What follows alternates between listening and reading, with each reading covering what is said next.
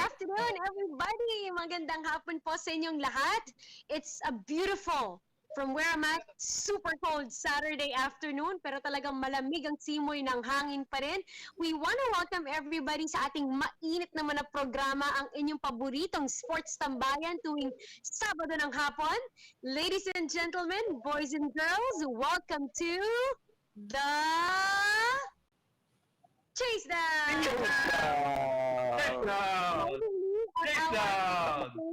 This afternoon, pinakamaaga, si Abak Cordero. How are you, Abak? Okay lang po, attorney. Nandito sa opisina. Unahin ko na to. Pamatay sunog lang. Hindi po totoo ang balita na pumanaw na si Efren Bata Reyes. Kanina po umaga, medyo madami nag-tweet, madami nag-post, even a couple of legitimate news sources even had the graphics na rest in peace Bata Reyes. Hindi po totoo. Ang ginawa ko po, the first thing I heard about it, tinawagan ko po si Robert Mananquil, ang Secretary General ng ng Billiards natin, and tinawagan niya si Efren in 2 minutes lang po. Tumawag agad si Mr. Mananquil saying kausap niya si Efren at tatawa-tawa lang nga daw sa telepono dahil sa balitang pumanaw na daw siya. So hindi po totoo, buhay na buhay po si Efren Bata Reyes. Thank you. Well, that's good news. Thank you. Thank you so much for that, Abak Cordero. And also, keeping us on the loop at walang fake news, di ba? Is Waylon Galvez. How are you, Waylon? Hi mga ka-chasers, Riza, Abak, Jerry, and Zaldi. Hi. So kundutan ko yan, Abak, yung sinabi mo. Ikaw nakausap Hi, si sir. Mr. Manakil. Ito, miyembro mismo ng pamilya Reyes. Kausap natin yung anak niya, si Sino, okay, yung yeah. tatlong anak niya. Ito, dahil yung sinabi ni Abak. Ang sabi ni Shelo, according daw sa, ang sabi daw ng father niya, ng tatay niya, si Bata Reyes, aba, nauna pang magbalita ang Facebook kaysa sa akin na namatay ako. Yun na, nauna pa raw ang social media kaysa sa mga kamag-anak niya na nalaman na wala na siya. Pero tama ka, Abak, buhay na buhay.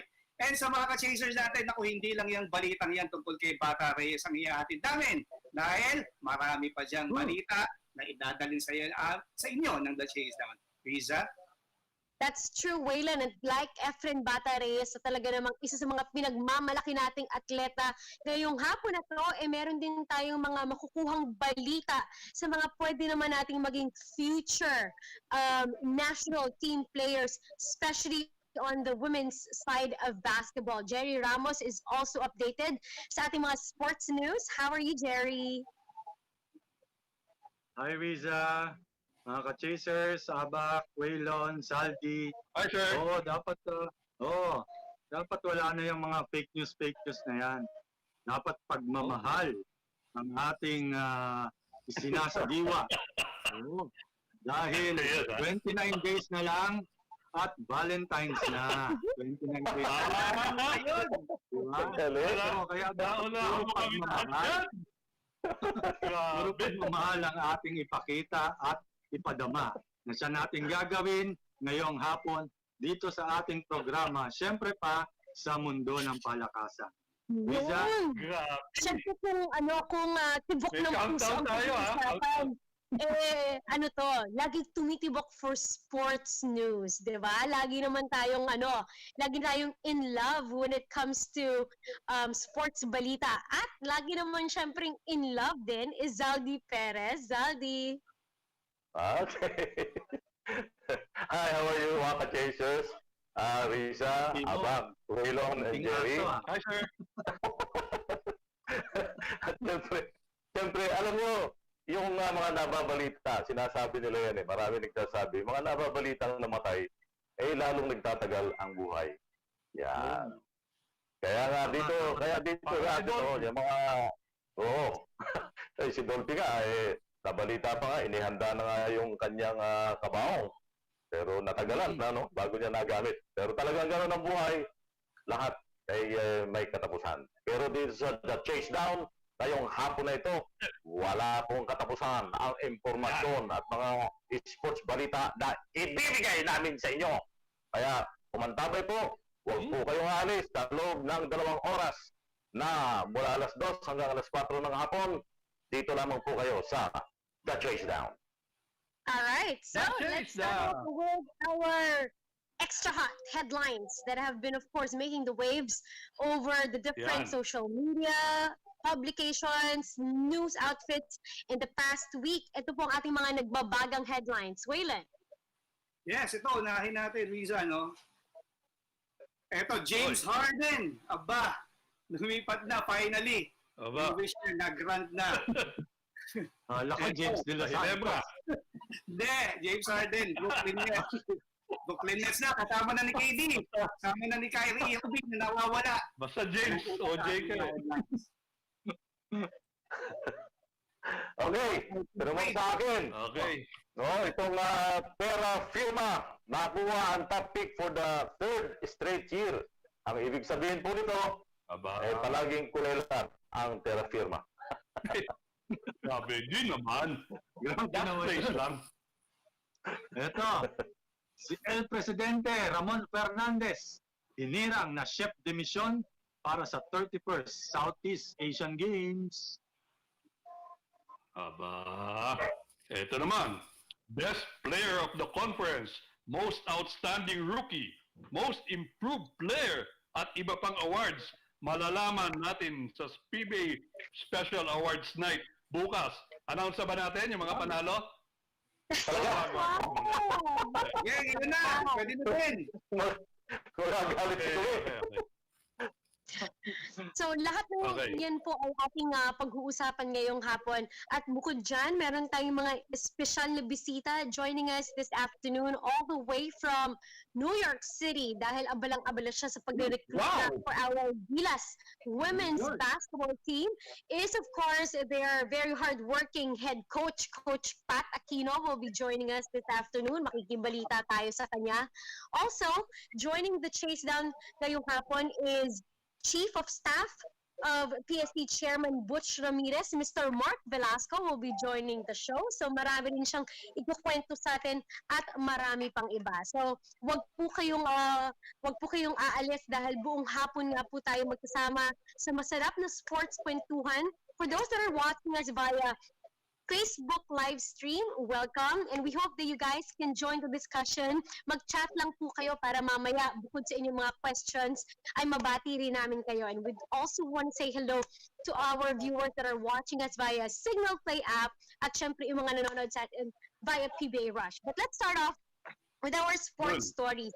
Ito na yung mga isa sa mga maiinit na balita na syempre gusto nga nating ibahagi sa ating mga viewers, lalong-lalo na sa mga PBA fans dahil sa mga nag-aabang sa PBA sa susunod na syempreng season, isa to sa mga pinaka kumbaga inaabangan na events, ang PBA draft and the upcoming PBA draft for 2021 which is set on March 14 already has its order. So ito po mga PBA fans, ang order of our PBA 2021 draft. Like what Zaldi mentioned earlier, Terra Firma, formerly Colombian Jeep, di ba? Yan ang kanilang mga dating pangalan, already secured the first pick.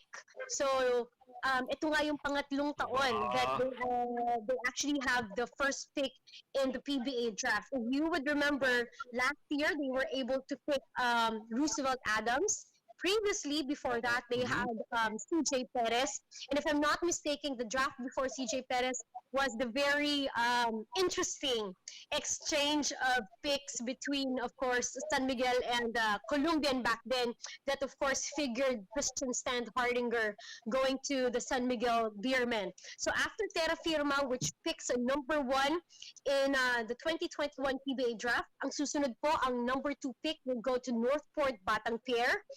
Pick number 3 and 4 will be with the NLEX Road Warriors. Yung third pick nila is off from a negotiation trade with Blackwater. Picking number 5 would be the Reynolds to Painters. At 6th pick would be the Magnolia Hotshots. pang-pito namang pipili ang Alaska Aces. 8th pick Uy. belongs to the San Miguel Beermen. Number 9, ang Meralco Bolts. And at 10th pick is the Phoenix Fuel Masters. And rounding up, of course, the last 2 picks would be pick number 11, Northport ulit, and that's coming from a TNT deal. And picking last in the first round would be Barangay Ginebra. This is going to be a very interesting draft class. May mga lumalabas na pangalan on those that have submitted as early as now their applications for the upcoming draft, and it's said to be one of the heaviest, one of the loaded, 'di ba, na draft class. Sinasabi nila, Jerry, kahit daw umabot ng second round, kumbaga sa salitang kumbaga sa ating mga salita walang tapon. Lahat magagaling halos itong magpapadraft na to. Do you agree? Oh, yes, Riza, tama.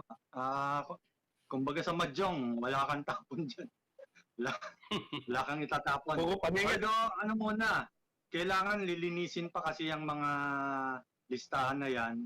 Hindi naman porke nag-apply ka for the draft, approve ka na agad, no? Especially yung mga foreign players, alam natin. Bukod sa Philippine passport, they have to secure yung DOJ affirmation nila and Bureau of Immigration confirmation. So, I think yun ang medyo nagkakaroon ng problema yung ibang mga foreigners na nag-apply dyan sa draft, no? Pero nonetheless, yes, malalim na draft to, especially kasi nga uncertain yung college season natin this year. So, yung mga ibang may mga playing years pa sa kanilang schools, nag-apply na talaga dyan sa PBA draft. Mabanggit lang natin, Jerry, yung sinasabi ni Jerry requirement ng mga ating foreigner players, like their certificate of recognition that's coming from the Department of Justice and the Bureau of Immigration Department. Alam niyo po, talaga namang napakahirap makuha. It's a very long process. It would take months bago, before you're able to secure one. And Riza, again, alam yan, Riza. and this is like what Jerry said, is a challenge for Phil-Ams. But in spite of which, Jerry, maybe Waylon can comment on this. In this year's draft class, napakaraming foreigners na papasok. Jerry mentioned perhaps the uncertainty of collegiate leagues, kung matutuloy ba sila, and of course yung ibang liga din natin dito sa ating bansa na very uncertain pang matuloy.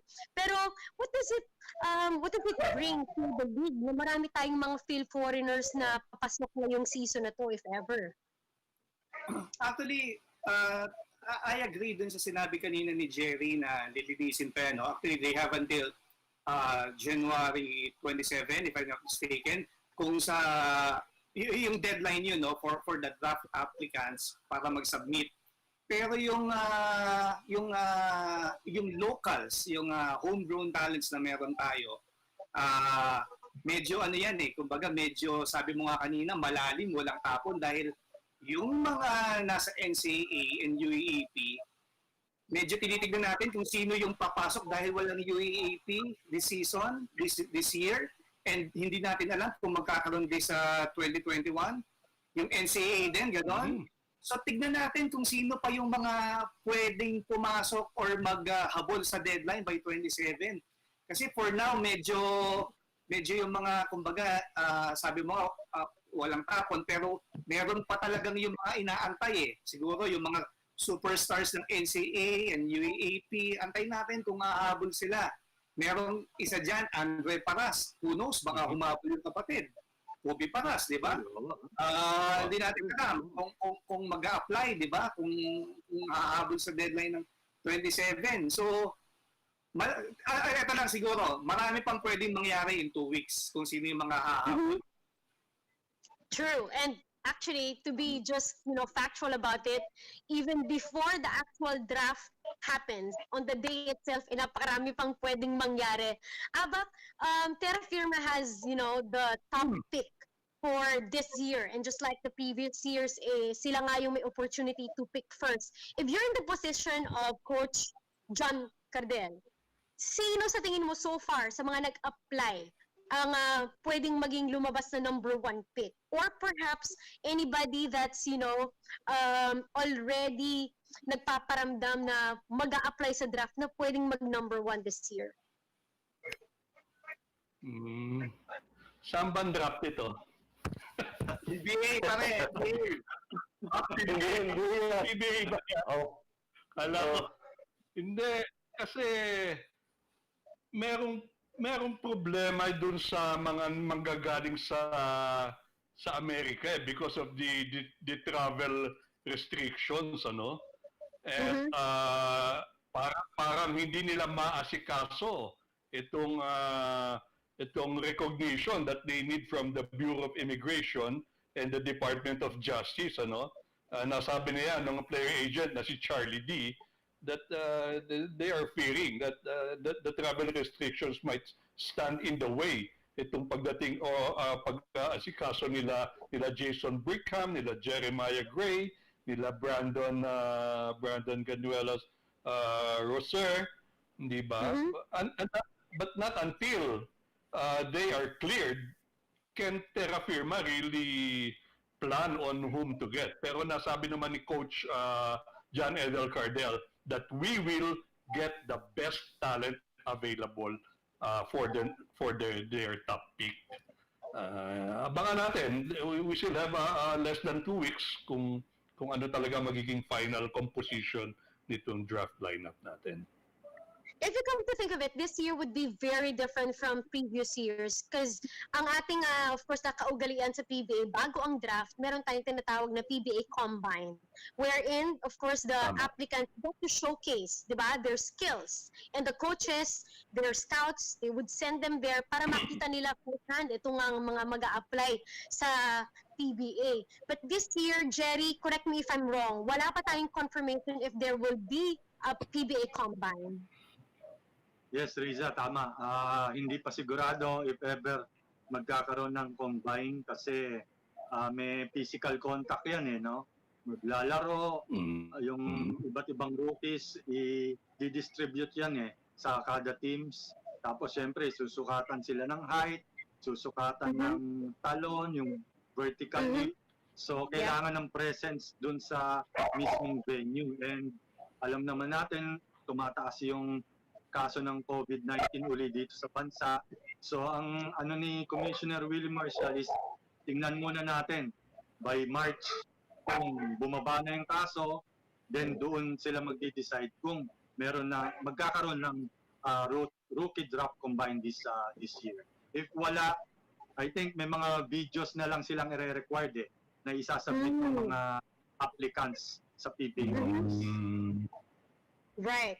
But I assume also, Jerry, it's not only the PBA office that would, because if it's them, gusto nila mag-combine, but it would also be according to the restrictions na inaano ng IATF.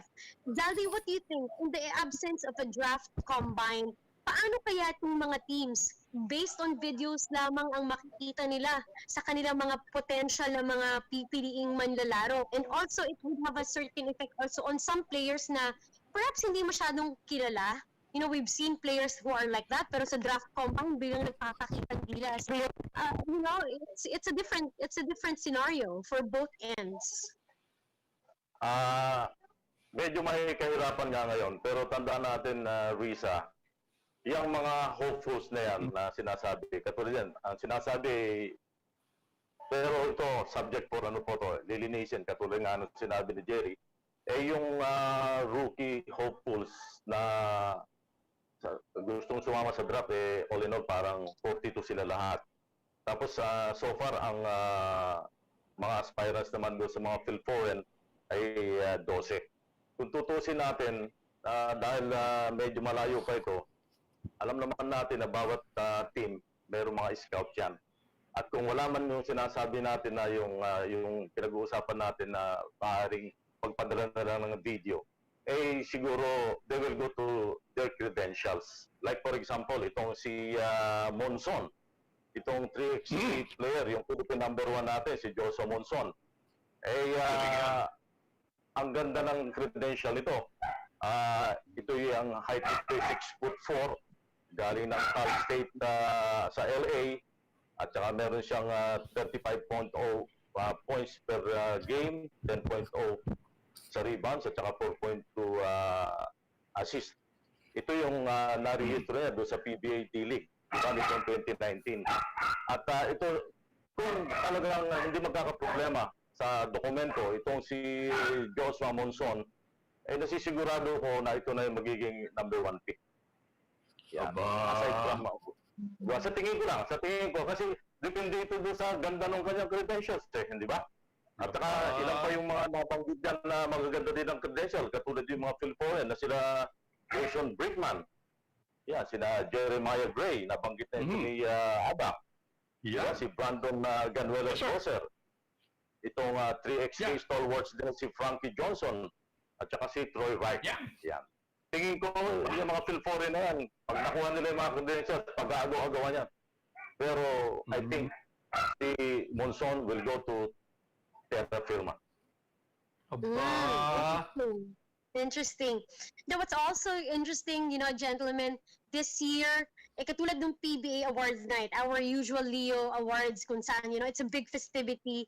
It's also very possible that kung walang combine, the PBA draft will also be virtual, just like the NBA draft. And ako personally, it's something na nanghihinayang ako because the PBA draft day is one of those special occasions wherein, we are all dressed very nice. Amerikana tayo. And dresses, Tapos, it's also, a very special occasion for the draftees. Diba? Nandun sila. And, it only happens once in their career. And gayon nga, medyo magbabago yung ganung experience na yun, should it happen virtually. But nevertheless, we want to wish all the applicants the best of luck. Tulad ng sabi ni Jerry, wala pa tayong final list of PBA hopefuls. The final list will be released very soon by the PBA office after, of course, they have checked all their documents at yung mga kailangan requirements. And from there, malalaman din natin kung magkakaroon nga ng PBA draft combine at syempre nga yung mga teams, doon na natin makikita kung sino yung mga potential nilang mga pipilian. Dito sa Chasedown, what we could do perhaps is in the next coming weeks, let's update them sa mga patuloy na dumadami na aplikante for the PBA. At syempre, sisikapin natin makapanayam sa ating mga PBA coaches sa mga so far, nakikita nila mga potential na pwede nilang piliin. Now, let's go through the next topic. Tomorrow would be a very special night for the PBA, although medyo kakaiba, but still we are celebrating, of course, the successful PBA bubble that recently was concluded through the PBA Awards night. Dalby has more details. Yan. At syempre pa nga, bukas na nga gaganapin yung PBA Awards Night na yan. At virtually for the very first time yan. At yan, pantilig na yan kung ano mga pinagagawa sa atin dito sa buhay natin eh. Pati yung sports na apektuhan na malaki. Loko talaga. At magiging lang to, very simple lang daw. It will be a 1-hour program. At ika nga walang comparison, parang hindi magiging Leo, yung annual Leo Awards, parang ganon. Simple lamang ito. At ang mga nagpakitang gilas, siyempre doon sa bubble, bibigyan. Ang mga category ay yung best player of the conference, kung saan kandidato dyan si Pringle, si Wright, Huhuy, Abueva, Huhuy, Pugoy, Mark, Torres, yan, Huhuy. At sa outstanding rookie naman, Hohoy! Si Ewan Brock, ayan, si Tolentino, si Bona, si Dumisio, si Adam, yan. At sa most improved player naman, Hohoy! Si Chua, Perkins, yan, Caperal, yan, Huglatan, Soyud, at saka Mahon, yan. At yung pa, siyempre, inaabangan din yan, yung Sam William Sportsmanship Award. Mga kandidato dyan, sila Thompson, Norwood, Alas, Abueva. At siyempre pa, hindi mawawala dyan yung Elite 5. Yeah. At yung Elite 5, siyempre, kailangan kasama dyan sa lahat ng mga kategoryang yan. Ngayon, ang tanong, sino ang mga malalakas na kandidato at malaki ang tsansa na mananalo dito sa awards na ito. Yan. Simulan natin kay Risa. Sa tingin mo kay Risa. Ay, ako kasi napakahirap naman pumili, ano? Pero I just wanna ask, before we would actually pick yung mga sa tingin natin pwedeng manalo, are the voting for the award system this year different from the previous year?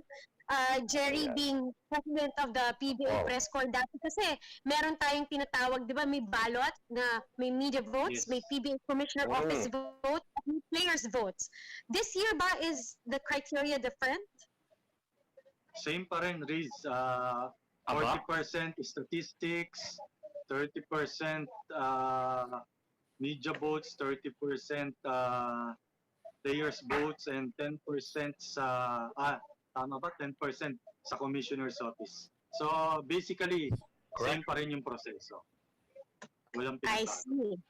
But you know, ang napaka-interesting dito, Zaldi, sa nakita ko, yung mga ibang nominees. Katulad na lang ni Calvin Abueva, being back after, being away from the season, in his comeback season, di ba matagal siya nawala, and now nominated siya as best player of the conference. But what's also very surprising is he's also nominated for the Samboy Lim Sportsmanship Award, not in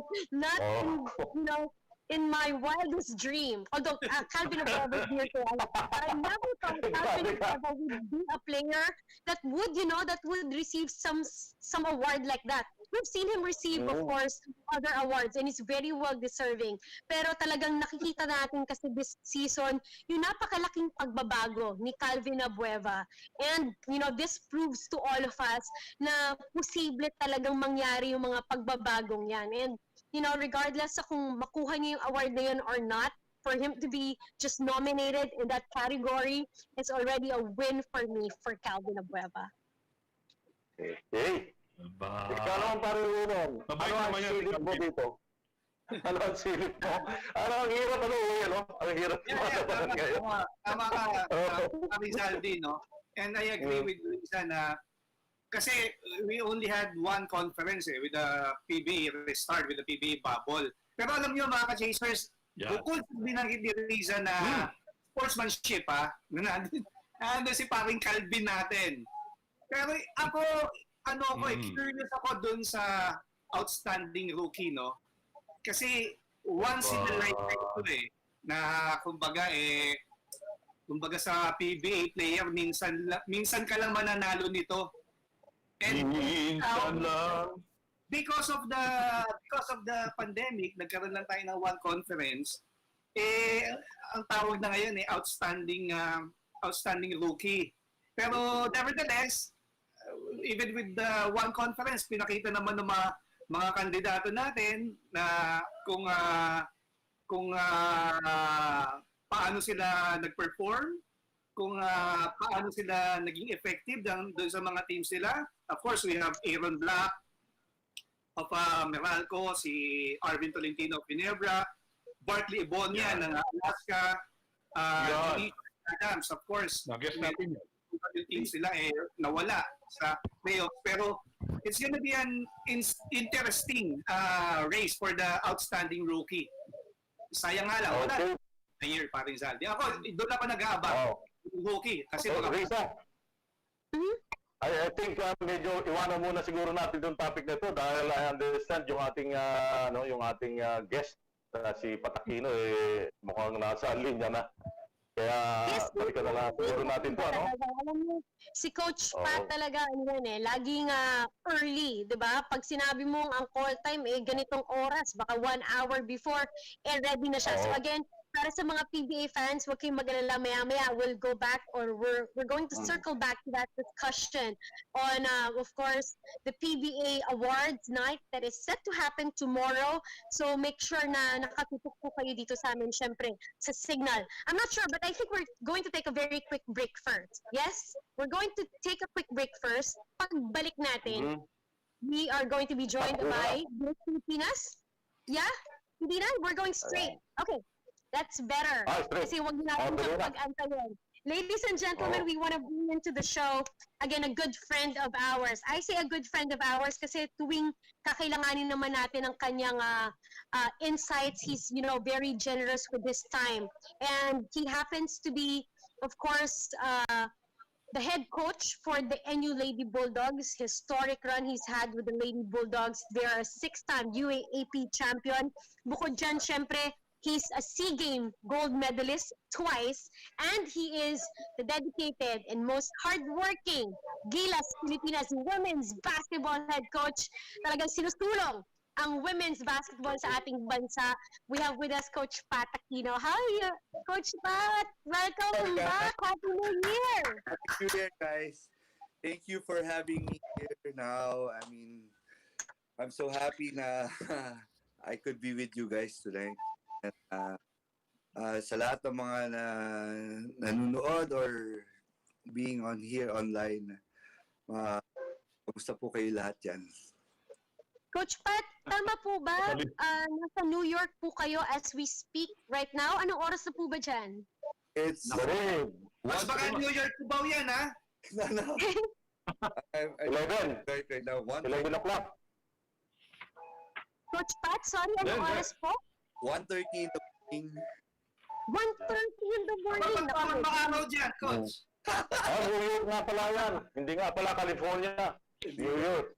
Oo nga, iba nga pala ang time dyan. 1:30. Then may daily saving times yata dyan, Coach, di ba? Parang naging ganon. Yeah, Tama ba? supposed to be like 2 o'clock dapat, but it takes 12 hours. time now. So 1:30 in the morning. In the morning. Coach Pat, thank you, as early as now, for taking the time out to be with us. In spite of, the time difference, you could be going to bed already, but you're, sharing with us this super busy experience you've had so far. I'm following Fil-Am Nation Select, and I'm good friends with, of course, Coach Chris, the likes of Alex Cabagnot, who founded Fil-Am Nation Select. Coach Pat, kamusta po ang inyong pag-iikot? Napakarami niyo na pong nakilalang mga women's player na pwede po nating maging member ng national team? Yeah, it's very fruitful, and I just want to thank Coach Chris, Alex, and the Fil-Am Nation Select for having me here. As in, sobrang elated for the things that what's happening here. Ang dami ko nakikilala, like mga future national team players, mga Fil-Ams talaga na who are excited to be part of the national team. And also, not only that, but I've been talking with some Filipino coaches, mga Division 1 coaches na mga Pilipino. So I'm really excited na lahat ng ginagawa namin dito with Coach Chris and with Fil-Am Nation, sana maging fruitful. Jerry. Yes. Hi, Coach. Yeah, hi. Good Jerry. morning. Good morning. Good morning sa iyo dyan. Coach, ano muna itong Fil-Am Nation Select ba? Can you please elaborate on that? Actually, Fil-Am Nation has been, siguro, it was, sabihin na natin, it was formed by mga Fil-Ams like Alex Cabagnot, Chris Gopez. They're those guys na talagang wanted to help move, siguro sabihin natin na wanted to bring Filipino Americans go back to the Philippines and maybe represent the country, or maybe siguro mga Fil-Am na talaga wanted to be part of the culture of Philippine basketball. So those are the guys that started it, and I'm just happy to have them around kasi it has been so easy for me to to locate all the Fil-Am players that wanted to be part of the national team.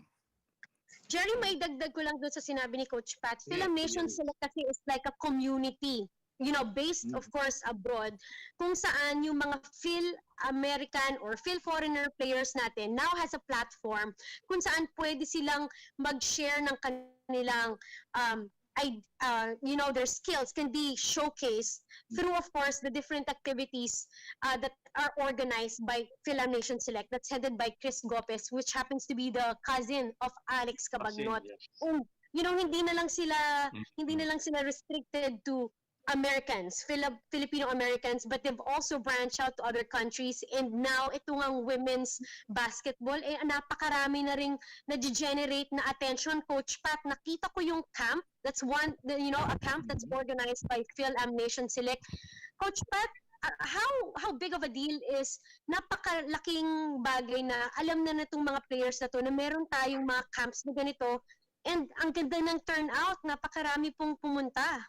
Yeah, I'm just, so happy na marami palang mga Fil-Ams na you wanted to be part of the national team. And as young as 12 years old, like the daughter of Yves Dignadice was there, and from the group category, talagang for the future of women's basketball, sabihin na natin, there be like, a range of siguro players na pwede natin maging national player. So with that, and we have located more siguro na mga top players here in America na talagang they're playing in Division 1, like Vanessa De Jesus, which is pure Filipino na yung parents, and then Kyla Padilla, all those girls na talagang, we have to be like sabihin natin na proud of them na they're in Division 1, na sabihin natin player talaga na Pinoy. So it opens the line na talagang we can do it, not just just being a Fil-Am, but we could do it here in America na we could represent Filipinos in Division 1 college basketball. Zaldi, do you have questions for Coach Pat? Good. Yes, Coach, kumusta? Mukhang hindi ka nilalamig dyan sa New York, ah. Medyo malamig, medyo muulan ngayon. Coach, nag-hop in ka ba? From state to state? Yeah, Yun ang ginagawa mo ngayon. I've just been to LA. January 2 and 3, meron kaming showcase from the Fil-Am Nation. And then I take a one week break. Then I had to talk to the parents of Vanessa and Vanessa De Jesus. And I'm here in New York talking with NABA, which is yung North American Basketball Association, na talagang very helpful sila. All the mga Fil-Am coaches here na talagang would like to help us, in not just siguro helping us in getting players, but helping us the community here in America to parang makilala yung culture ng Philippines. So I'm just elated and happy to know those guys. I've been moving around. Tomorrow I'll be going to Washington DC. May showcase na naman, which is with the help of Ricky Magallanes, a former PBA also, na talagang helping me out here in East Coast. And then after that, I'll go to Chicago. There's going to be a showcase again for Fil-Am Nation for Chicago, Midwest naman. So I'm just happy na marami palang mga Pilipina basketball players na who really wanted to, show their wares and be part of the national team, and that opens up the line, not just now but for the future of women's basketball back home. Yeah. So aside from tong Vanessa De Jesus at saka Sina na yung nabanggit, meron ka pa bang ibang prospects? Yeah, marami pa. Like I have Kyla Padilla from she's playing for UPenn, University of Pennsylvania, a Division 1 school also. I have Malia Bamrick from Pepperdine. Ang maganda dito, there are already, they're already in Division 1. And masasabi natin na they made it an open line already. Like, for example, Vanessa De Jesus. now Duke is already been talking to me, and they wanted to really sabihin na natin i-promote si Vanessa in our country. That's why we have plans, sabi niya, we have plans of like going into the Philippines, play there, showcase Vanessa, and have like outreach program. So sabi ko, happy ako dahil yung prospect natin nakikilala na Filipino na that can come to Manila, help us out in in promoting women's basketball. And aside from that, being a part of the national team representing the Philippines, malaking bagay sa school nila, like especially Duke. And sabi ko, it's a big program, and pagka ganun, pero parang ako na, get chills in my arms na talagang sobrang masaya na sana we'll get it big, Oh. So, one last question. Hindi ka ba nagkakaproblema, Coach, doon sa sinasabi nila na yung before 16 years old passport issue? Yeah, I have that problem right now kasi nga more than they're older right now. They're like Vanessa is already 18 years old. That's why with yung Fil-Am Nation na ginagawa namin, I'm recruiting already from the 18, yung 12 years old to 14 years old.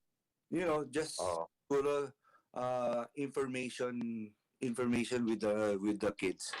That's so we wanted to siguro spread out the news na have those kids have dual passport, Sabi nga yung parents ni Ella Fajardo have a friend who's going to be the head of consulate here in New York, talked about it, and they said they will help me out. And every time they have a showcase or clinic here, they'll bring out some yung mga from the consulate, and to spread out the yung sabihin natin information about having citizenship.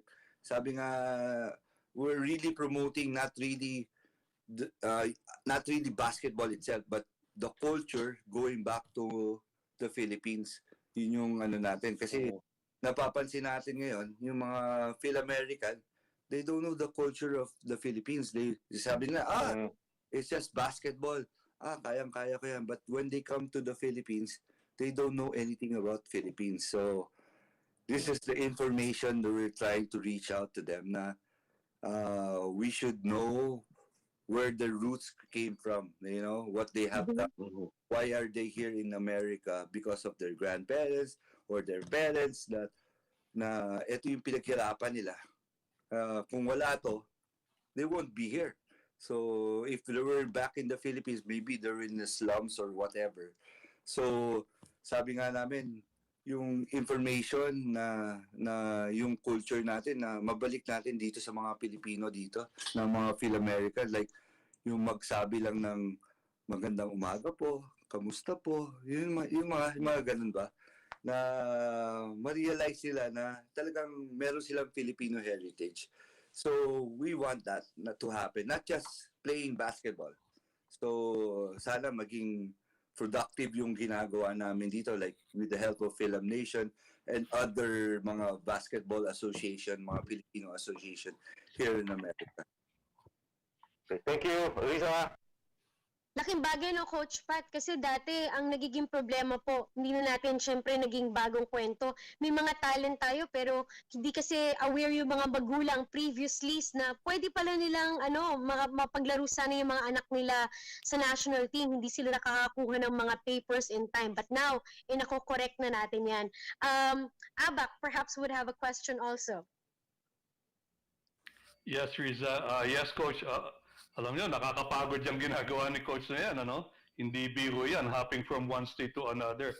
Anyway, Coach, my question is, meron din bang in your discussions, may mga players ba na pwede mo rin ma-invite? Baka pwede maglaro sa UAAP or for the NU Lady Bulldogs? Actually, meron. Marami talaga. But the best thing that I have heard, and siguro this is the plan, I've been talking with Duke University, the coaching staff, and siguro media people from back home. They really wanted to come bring the Duke University team to the Philippines, just to show Vanessa. Ganda yan. So sabi ko, I was so happy. That's why I have plans really to go. They closed down the season already, but they said you're still welcome to come here. Talk about Vanessa and what's your plan for her. Sabi ko, I will come to the Duke maybe next week. I'll be going there and then talk about with Coach Cara, which is Coach Cara Dawson is the head of 3x3 program here in the United States. So it would be a good conversation with her, making her realize that this is a once in a lifetime siguro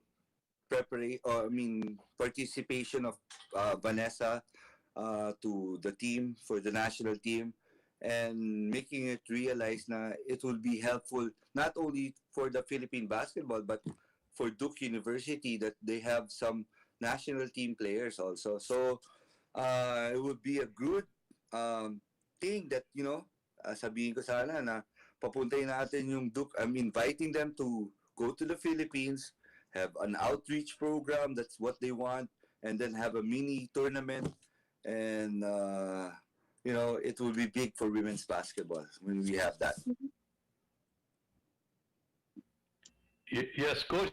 When the air clears, magandang project yan to bring the Duke University here in the Philippines. Yung problema, baka dito na maglaro lahat yan.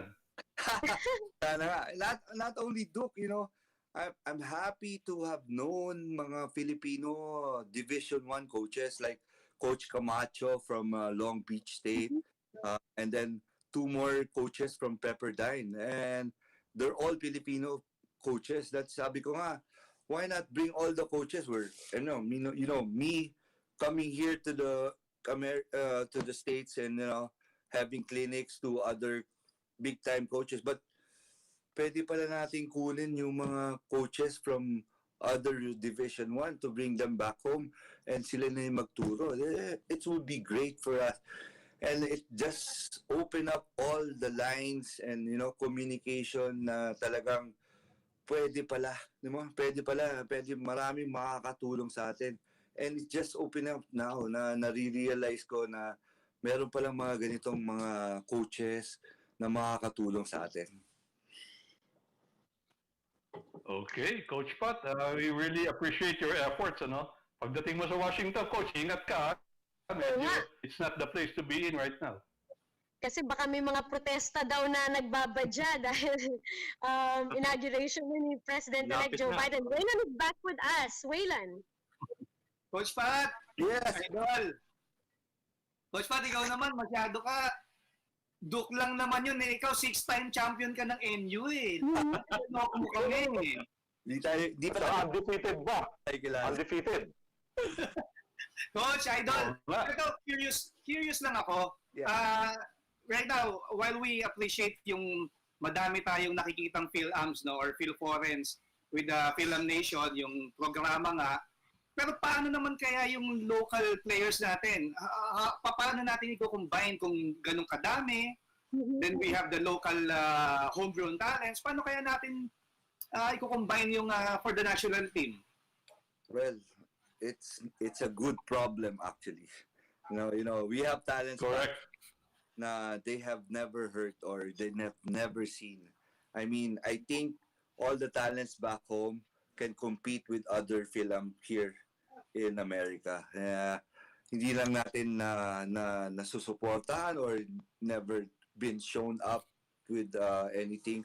But I think it's a good problem to mix them up and make a stronger team. And maybe in the future, sabihin natin, a lot of siguro not Southeast Asian, but a lot of are really looking up to us right now, and we know that they know that we have a lot of talents, not just here in the United States but also back home. Coach Matt, eto follow up lang doon. hindi ba magandang opportunity ngayon na nadi-discuss na to before yung having, kumbaga, mas palakasin pa natin yung magkaroon tayo uli ng liga for the women's basketball. Hindi ba right timing itong pagkakapunta mo sa US para, kumbaga, pagbalik dito sa Pilipinas, yung discussion to have yung women's basketball league, mas palakasin pa? Yeah, that's one thing na siguro I'm here. Kasi if I haven't been here right now, parang maging, kasi sabi ko nga, nung nanalo kami ng gold medalist sa Southeast Asian Game, sabi ko mukhang maganda na yung future natin after sa pandemic, di ba? Before the pandemic came. So was tilted because of the pandemic. But this time around, if I didn't go here, siguro parang na-slow down na naman dahil kasi walang mangyayari. So parang sa akin, it was a parang a start na kailangan kong gawin just to bring up again women's basketball.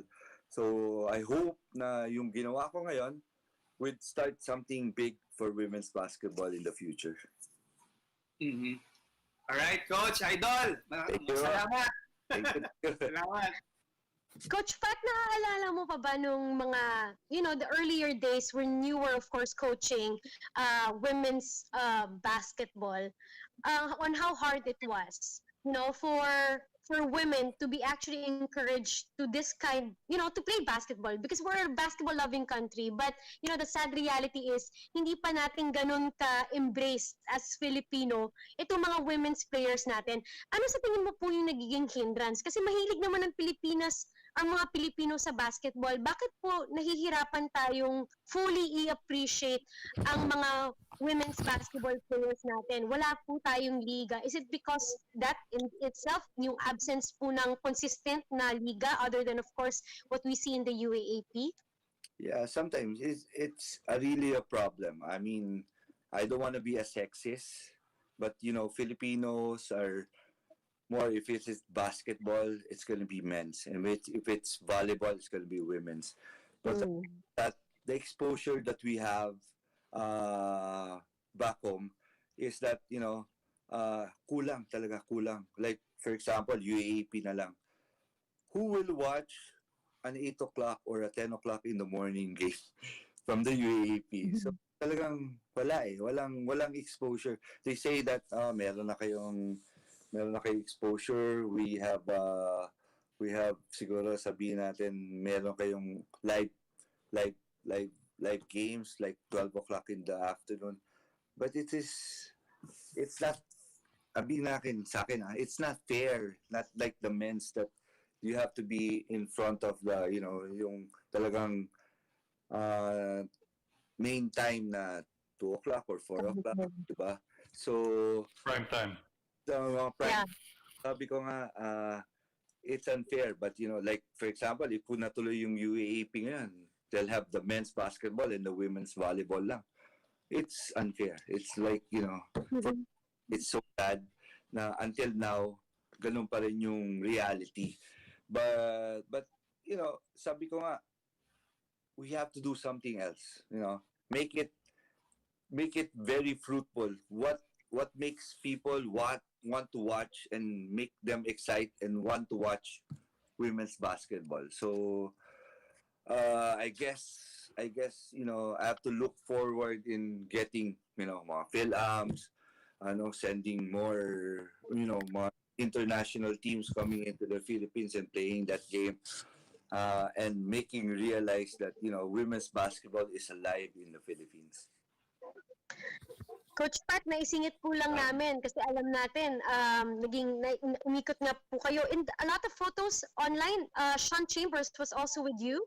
Yeah, he was the one organizing the activities for Fil-Am Nation. I was so happy that with Sean Chambers around, having that personality, teaching the young kids and making realize, sabi nga ni Sean, you should, I know a lot more Filipino language than you guys.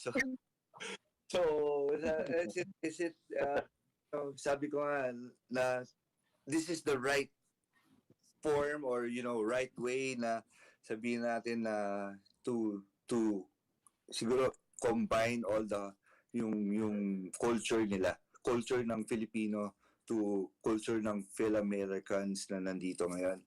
And siguro I'm happy with all the help that Fil-Am Nation has been doing. Coach, merong mga nag-wish, di ba, na sana may makita tayong Pilipino, a male basketball player make it to the NBA. Sa inyo pong sipag, baka mauna pa na magkaroon tayo ng Filipina in the WNBA. Posible ba yon? Definitely. I mean, what Vanessa Jesus is doing. The first pure Filipina in playing in Division 1, first 5 pa, all the hype is coming up, with Kyla Padilla also from UPenn, the best freshman player that came out from the league last year. All those girls na talagang really, not half, but really pure Filipino. Both parents are Filipino. I mean, talagang in the future, makikita natin sila nasa WNBA na. Coach, sa mga nanonood po sa atin, players or parents, ano po ba yung mga requirements should they want to be part of the women's national team? Well, definitely, kailangan right here, right now. I always ask them every time that I'm here na kailangan natin may dual citizenship. And it's not hard, with the help that I have known people now from the consulate, we'll be doing some, if ever there's going to be a showcase, the consulate people will be representing the Philippine Embassy and giving out information on how to be a dual citizenship, and it doesn't harm them anyway. But just keep an open mind or a open line na they might, this is opportunity here and there that they can do. Sabi ko nga, every time we have clinics, if you don't get a Division 1 scholarship or just come back home. We are open, not hindi lang NU or LV, but all the school. Today, I just talked with Coach Erica D from Ateneo. She's here, and she's like, she's doing graduate school at Columbian University, and he has internship with the basketball program. And we talked about earlier how we can improve more on women's basketball.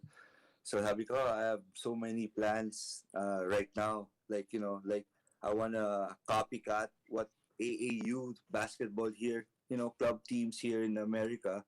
At least we could do it back home also, and not really in Metro Manila, but nationwide. And it's gonna be the grassroots of women's basketball.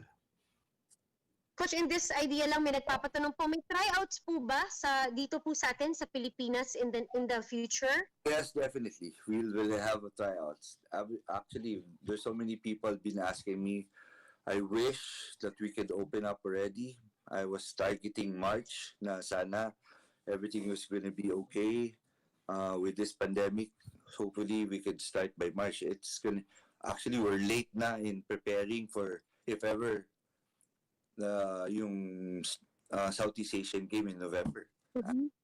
And we are also now invited and confirmed that we're going to join the World Cup under 18 3x3 in Hungary. Oh, nice. Luisa, Xander meron lang. has a question. Okay. Coach Pat, Yes. ang tanong na lang. Yes, After your US tour of duty, do you have plans to go to Europe na the same na naghahanap ka ng talent? Actually, they're inviting me already, but I've already tapped people there. Na there's already mga kids talaga na I've talked to already na we have gotten their passport and they can be part of the national team in the future. From France, and from UK already na talagang ano. I mean, Fil-Am Nation also has been part of that.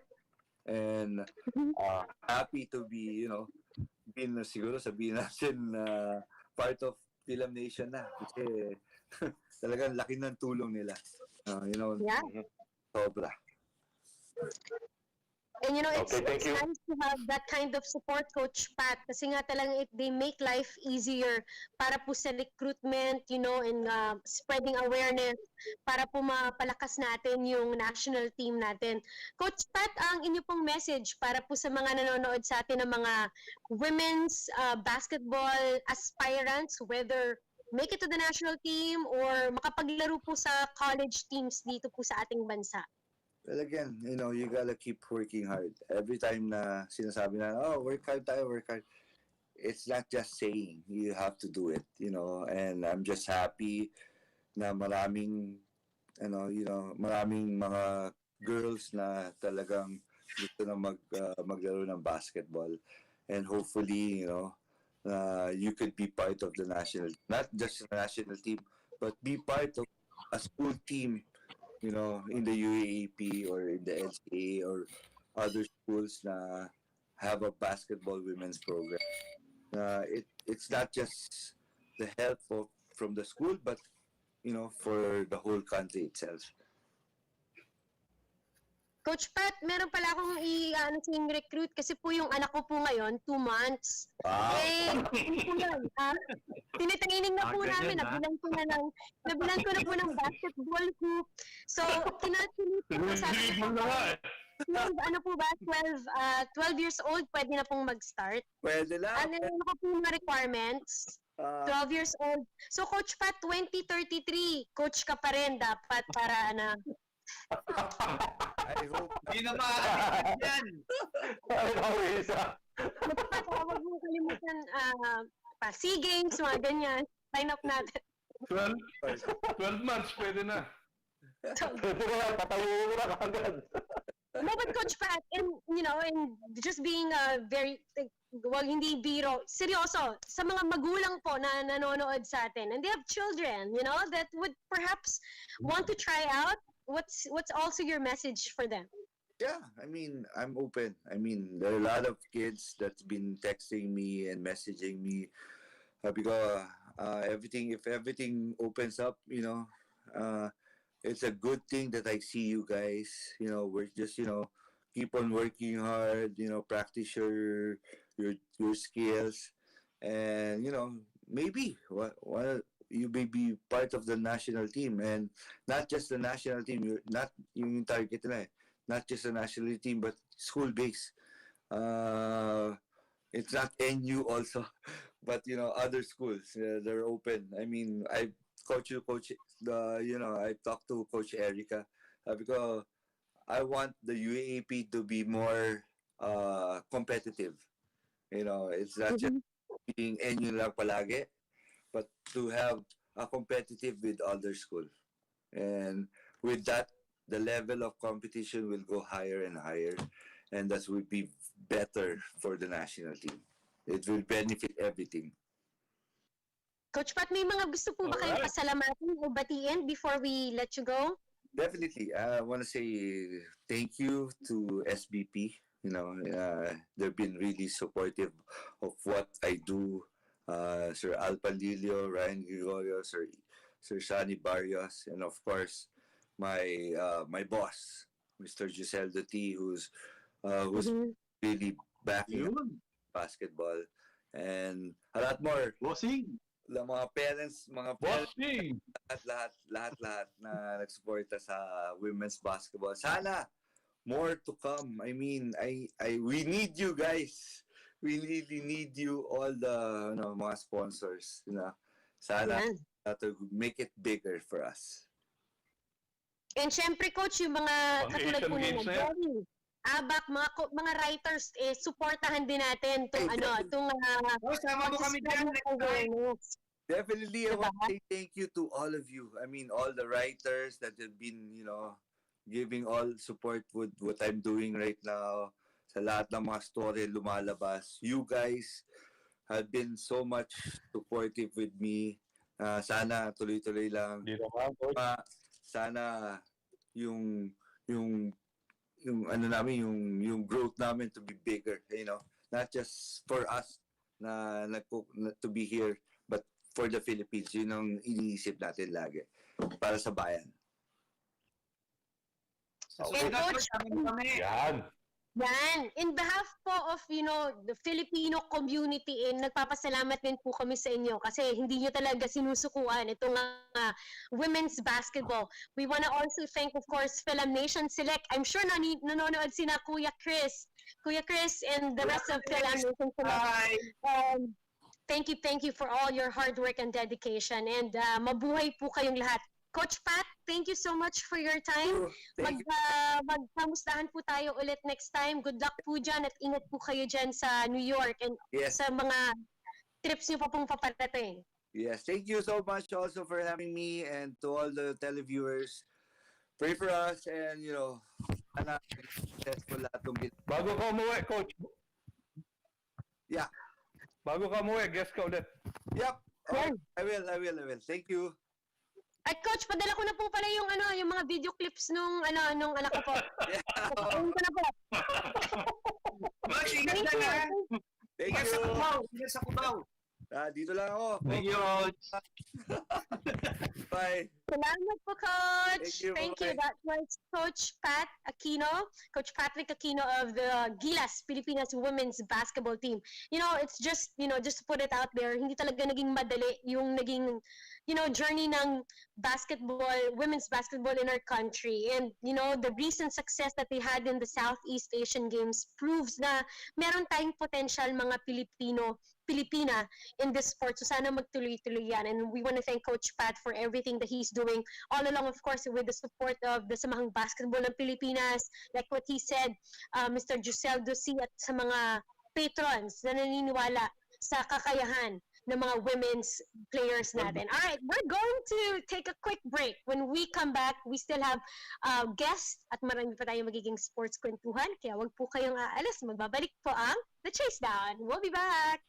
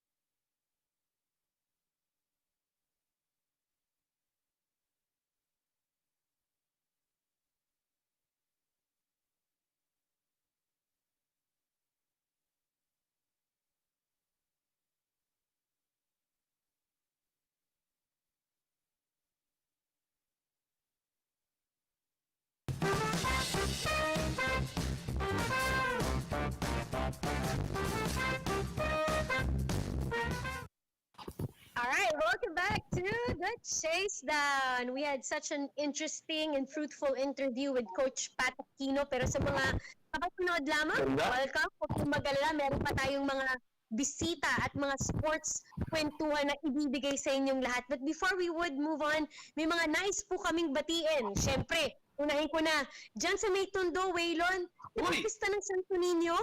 Yes, kailan lang. Tama, Aris. Kaya sa mga Ano mga tundo, taga-dyan batiin, mga taga-dyan, Waylon? naku, hindi lang taga rito, Aris. Ang daming nag-birthday. Ito, babatiin ko. Unahin ko na. Ma'am Ana, madami to, Risa. Ma'am Ana Federigan, happy birthday. Lederly Jose. Leo Cortina. Aki Manalo. Ito pa, Charles Chu. Coach Charles, happy birthday. Diki Pacman of Alaska, happy birthday. Kanyete ng water polo. Happy birthday. Ito, happy birthday. Si Roy? Jessie Harabero, happy birthday. Tito ko, Dennis King, happy birthday. Eto, boss natin. Dennis, Eric, good birthday. happy birthday. Yun. Ito, si Escobar, Carlo Rodriguez, happy birthday. And Miguel Caico. Ito pa pala, Coach Al Francis Chua, happy birthday. Al Francis. Happy birthday! Hoy! Alaya Rodriguez. Al. Ito, happy birthday. Kirby Raimundo, Idol, happy birthday. At siyempre, Eugene Villarreal, happy birthday din. Yun lang, Reese. Happy birthday sa Dami inyo, yan. mga idol. Jerry, ikaw, may listahan ka rin ba? Hindi, isa lang babatiin ko. Sino? Okay na ako nito pag hindi ako binate. Ana Federigan. Happy birthday. Lamang. Lagot ka dyan. Abak, how about Ako, you? ito. Sige, habang ko muna. Ako, dalawa lang. Si Pok, Mayor Berel Meneses. tama. Birthday yan. Well, Tapos si RSA. yun. Miguel, nag-birthday yan. Correct. Ako. Tapos na. Ako meron. Pinsan, yung pinsan ko in the US, Lenny Arguelles. Happy birthday. Yun lang ako. Yeah. Okay. Ako naman, ang babatiin ko yung aking pampangkin. Si Jun. Yan. Si Eduardo Perez Jr. Birthday niya ngayon. At saka doon kay Bea, pamangkin ko rin. Anak ng bunso kong kapatid na si Bingong. Happy birthday, belated. Yan. Saka congratulations nga pala doon sa pamangkin ng aking misis na si Annie na nakapasa sa NCLEX. NCLEX nga ba yun? Yan, nakapasa siya. Diplex. Ayun. Whatever. Okay. Alright, so mga nanonood din po sa atin, mga suki natin na nanonood Oo. via PBA Rush and Facebook live stream. Thank you very much. Talaga namang every Saturday, sinasamahan nyo kami. Maraming salamat. Okay, Zaldi, let's move on to our next bisita. Yan, okay. Itong bisita natin, si Marc Velasco. Chief of Staff yan Uy. ni PSC Chairman Butch Ramirez. At saka siya din yung National Training Director at saka ng Philippine Sports Institute. So, good afternoon, Marc Velasco. Good afternoon, Sir Aldi. Good afternoon, Boss Abak. Oo. Yun, no? Manager Waylon at well, saka Ninong Jerry. Good afternoon, Lisa. Good afternoon, Sino. Paninong namin. Ito naman. Okay. Oh, welcome to the Chasedown. Oh, masasama ka dito sa masayang maghapon ngayon. Pero siyempre, isasalang ka namin sa mga konting tanungan yan. Tungkol siyempre doon sa mga atleta mo doon sa bubble, yung sino-sino silang mga papasok, at saka paano mo ba papatakbuhin itong bubble, at saka yung bang mga athletes sabay-sabay at hindi din sabay-sabay na papasok o meron silang parang batch by batch. Mark. Well, actually this is the second day na papasok na po yung mga atleta, no. So we had them come in at different times during the day. So staggered arrangement po sila when coming in. So the bubble basically has a total of almost 60 people, athletes, coaches, staff composed of our secretariat and our medical team. So before kasi sa ating mga sport na boxing, most of them are from the province, so they have to undergo RT-PCR, so they have to take between 2 to 7 days before they go into the bubble. After which, once they go into the bubble, test po naman sila ng RT-PCR, and then subsequently after 7 days, itetest din sila. Then after that, another round of tests. So all throughout the duration. Yung 7 days onward, that would be for monitoring purposes. So, but of course, we do this because we have to be careful of yung any outbreak. But the team is prepared, headed by Dr. Molo on the medical side, and on the support naman si acting Deputy Executive Director si Queenie. So lahat po kami, all hands on deck, kasi this is the first undertaking by the Philippine Sports Commission. And we'll be prepared and ready for all scenarios. Of course, we expect, kahit we hope na hindi, but we will expect, may magpa-positive. Kung wala, di mas maganda. But we expect to have those kind of scenario. So in terms of their training, individually and as a group, they will be planned by their own NSAs. So magkaiba-iba po silang schedules when they train sa bubble doon sa Inspire sa Calamba. So they will be with their coaches. So most or all of the sport na pinasok namin are contact sport. So ideal po yung situation ng bubble because contact sport is really regarded na hindi pwedeng gawin at the moment sa pandemic. So we are expecting this morning we have a few karate athletes coming in, and then tomorrow we have the taekwondo. So every day po yan, nagmi-meeting po kami. We'll look at their health status every day po. So siyempre, nabanggit mo yung contact sports, di kasama siyempre yung boxing. Doon ba sa listahan ng mga papasok doon sa boxing, kasama yung pangalan ni Yumer Marshall? As submitted by ABAP, nandun po si Yumer Marshall. So, that's part of their request po sa amin. But I think they have, plano po nila yan. So, kami lang naman, we accept whatever they request. So, we make every effort po na mabigyan sila ng support po. Okay, thank you. Risa, back to you. Waylan has a question. Chairman! Manager! Sorry. Kala ko chairman eh.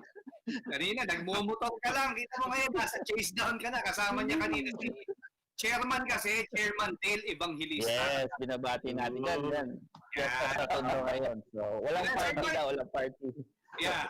Sir Mark, kasi last week we discussed yung tungkol sa bubble na to. Can you confirm or can you clarify gaano katagal yung training ng mga atleta natin inside the bubble? It depends on the NSA, no? But we are prepared to have them housed there up to 3 months. Whatever the situation, very very fluid eh. So we don't know kung mayroong sila mga competitions outside na matutuloy or hindi. But up to 3 months po, we are prepared to host them. Whatever it is na mangyari, should the need arise, we will again go back to the drawing board, and of course the board is all out support naman sa ating Olympians. So we'll be accommodating their request naman. Yan, Sir Mark, yung mga nandiyan na atleta is for the qualifiers ng Olympics. So once na meron silang naka-schedule na Olympics, labas na sila. And hindi na bumalik, Yes, yun po yung isa sa mga protocol. Once they go out, they cannot go in. And they have to go through again yung entry protocol natin. They have to go through RT-PCR testing 2 to 7 days before. Actually, Irish is also in the bubble. So not only qualifiers, but she's there actually training na. So starting na po yung training program niya. Ito, siguro, last for now, Sir Mark, yung ibang atleta rin naman natin, hindi lang karate, taekwondo, and boxing, yung may mga qualifiers, paano po yung training nila? from, siguro isang example, yung fencing will go to Ormoc. Pero paano yung ibang athletes natin? May mga papasok din po ba dyan sa kalambabol? Kalamba, yes. Of course, we like to thank the local government ng Calamba po for the support kay Mayor Chipeco. Yung mga ibang sports kasi, we actually just received request for these 3 sports. We sent out actually instruction for those who want to request, kung gustong to start training for the Olympic qualification. Kasi yun lang po yung grant ng IATF. So we sent out the word doon sa lahat ng sport na magbibigay ng yung magko-compete sa qualification. And yung 3 sport lang po na karate, taekwondo and boxing opted to go into the bubble. So yung fencing naman, they will be also in a bubble, and we just sat down with them the other day and we went through their protocol. Yung local government of Ormoc under Mayor Richard Gomez is going to take care of the bubble nila doon. But we are still going to monitor yung movement nila, yung training po nila doon. Follow-up lang, quick lang, Sir Mark. May iba bang sports or NSAs na baka gusto gayahin yung fencing sa Ormoc sila? Baka yung iba gusto sa ibang lugar? Yes, what they can do is actually they have just to plan a specific protocol, not the standard one, kasi it has to be venue specific, yung number of people specific na protocol. And so far wala pa naman, but there's a few other sports na interested, so we're just gonna sit down with them. I cannot divulge kasi we believe the NSA sila mismo ang dapat mag-announce. Kami lang naman kung ano po yung gusto nila, we try to accommodate them. Alright, Chairman, maraming salamat. Thank you, Manager. Aba! Jerry po may questions Jerry, din. Jerry. Jerry pala. Sorry. Okay, sige. Sige. Sir Mark, mukhang naging plantito ka na dyan, ha? May mga tanim ka na agad. Hindi, kailangan ko lang ng oxygen. Sobrang daming trabaho. Hindi, Sir Mark, ito lang. Sana nga, wag naman mangyari, no? Pero sabi mo nga kanina, if ever may mag-positive ng COVID-19, ano yung protocols na inihanda nyo? Titigil ba yung training ng mga athletes or tuloy-tuloy pa rin ito? Well, we have talked this with the NSA and even with the local government as well as yung Inspire. May threshold po kaming pinag-uusapan doon of how many athletes. Depende po yung type ng infection, if there's really an outbreak. For example, sabay-sabay silang nag-training and may outbreak. Then there might be a chance na mag-shutdown. Pero depende po sa type of infection, and we have a threshold. Na kung meron naman pong positive, we have our protocols in place. We have immediate contacts for transporting them and putting them in isolation centers. Our medical team are always on standby. Sa Calamba, we have the local government of Calamba who's committed to support. Nagbibigay po ng support whatever the need arises. And we're not only expecting yung positive results, no? We're also expecting yung pag merong injury, pag knock on wood or whatever, no? Mabalian and they need to be transported in an emergency hospital, magkaroon ng appendicitis. So for those scenario, we are prepared based on the protocols that we have designed and prepared po. Ano yan? Same case with the mga coaches, Sir Mark, or mga staff na everybody in the bubble po have to go the same extraction protocol.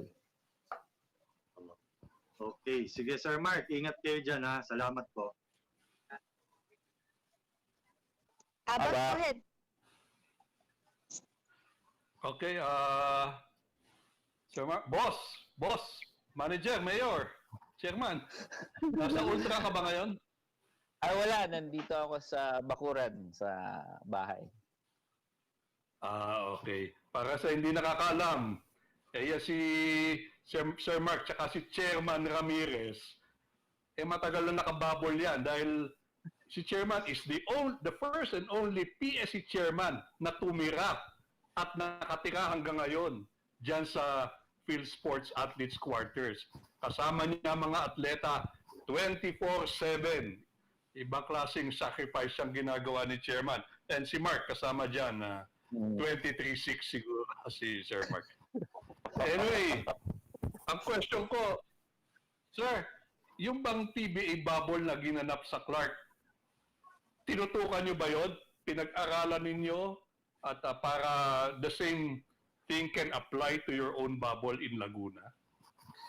Well, as what I know sa PBA bubble, it entails larger number of people kasi you are talking of how many teams, how many personnel per team. 350. Yes. So, atin is what? 20%, 15% of what nangyari sa Clark. And also, yung place na ginanap po is nandun na yung dorm, nandun na yung training, nandun na po lahat. So, everything is inspired. So, it's really different from the Clark. Clark, they go to different hotels. They have to be transported to the training venue and to the competition venue. This one, hindi. So, they'll just be there training. So, it's different. But the people who supervise, like si Dr. Canlas, we're very familiar with. We do share notes and we try to help each other kasi lahat naman tayo magkakilala. So, we are closely monitoring yung nasa PBA. We were learning a lot of lessons. We exchanged notes. Even this time, we still talk to Dr. Canlas, asking, and even ang nag-oversee ngayon kasi si Doc Molo. So, kuha niya understudy ni Doc Canlas yan si Dr. Molo. So, yung relationship ng dalawa is very, very good. And I think we do learn a lot from the PBA bubble. Okay. And one more question, sir. Yun yata ang Philippine Amateur Baseball Association. Merong request din to join perhaps the bubble. Meron silang pinaghahandaan yung World Cup of Baseball in March in Mexico yata. Hindi Olympics to, pero ma-accommodate nyo po ba sila dyan? We will see po if we could get clearance from them from the IATF kasi yung IATF they only specific lang sila doon sa Olympic bound or Olympic qualifying bound athletes.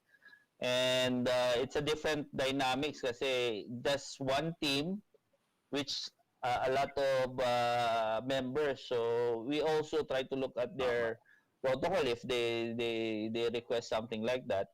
But we always extend the hand naman to those who are willing to want to undergo something like this, like yung sa fencing technically Ormoc will be hosting them, but we also take a look at their protocols, see to it that they are monitored as well. So I think if PABA, should their clearance be approved and the board will approve their request, we will do the same thing. We try to provide them support, help them formulate their protocol then. All right. Anyway, meron naman yata sila second option, which is the UP Los Baños yata yan, which is malapit lang naman sa Calamba. So medyo mas madali lang ang coordination sa inyo. Yeah, okay, good luck sa inyo, Sir Marc. Thank Good you, luck Sir sa inyo, Abak. Chairman. Thank you. Sir Marc, good afternoon. Mainit pong topic ngayon, hindi lang naman kung sa world of sports, ang vaccine, And isa po sa napabalita previously, ang mga national athletes po natin ay bibigyan ng priority when it comes to this vaccine.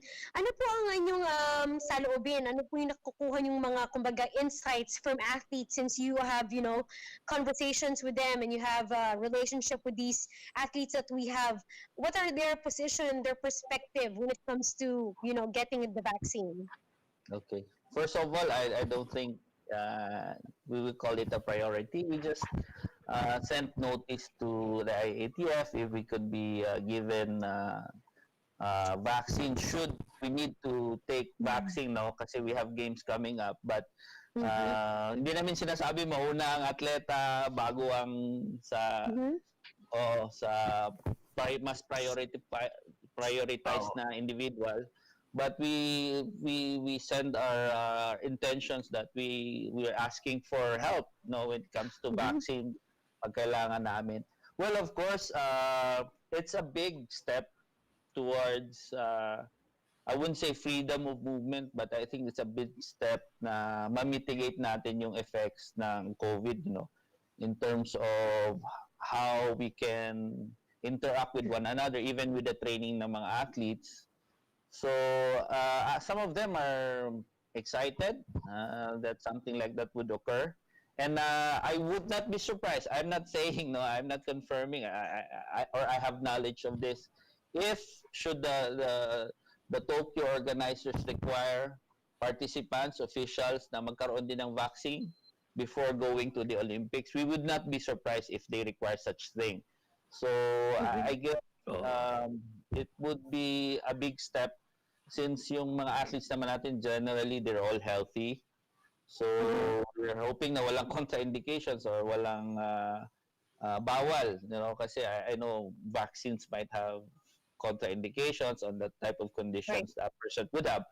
So, but I think we would welcome if the government would extend help regarding po ng vaccines ng ating mga athletes, and we would be very a big boost po sa sports. But Sir Marc, what about those athletes that would perhaps feel a certain way or apprehension tungkol po dito sa vaccine, since we don't know as much about it, diba? We're still trying to gather as much information as we can. Meron po kasing mga nagpapahayag na parang medyo po sila natatakot. Paano po ba 'yun? Well, of course we cannot force individuals to have themselves vaccinated. You know, what we're just trying to do, that this vaccine, should the government extend, is available, and they will have their choice to have themselves vaccinated. Kasi I think it's a personal right if you want your vaccine or not. So so far, generally positive naman yung reception nila. For those may apprehension, we would totally understand that. I mean, for the record time kasi to, as we look at the papers, development of this type of vaccine, a bit iba-ibang company was done in record time. So I'm not saying it's not effective, but we still, everybody have the same questions all around the mind. Tama yan. Sir Marc, meron akong isang tanong sa iyo. Nabanggit mo yung sa Tokyo Olympics na kung i-require halimbawa, dahil magkakaroon yata ng meeting itong Tokyo organizers, February. whether it's a go, by February, whether it's a go or no go. Kung halimbawa na it's a go, tuloy yung Olympics, dapat siguro i-prioritize yung mga athlete natin na pupunta ng Olympics, dahil kung i-require sila, I think ang pagitan ng yung first dose ng vaccine kung ikaw i-administer ka, yung susunod the next month naman, sa susunod na buwan na, medyo matatagalan. Baka magkamali, halimbawa ma-miss nila yung yung dose, yung second dose, no, yung required na second, at least merong second dose ng vaccine. Baka hindi, kung magkulang sila doon, baka hindi sila palaruin sa Olympics. So I think sa tingin ba ninyo gagawa ng hakbang kaagad ang PSC or ang Philippine Olympic Committee regarding this matter?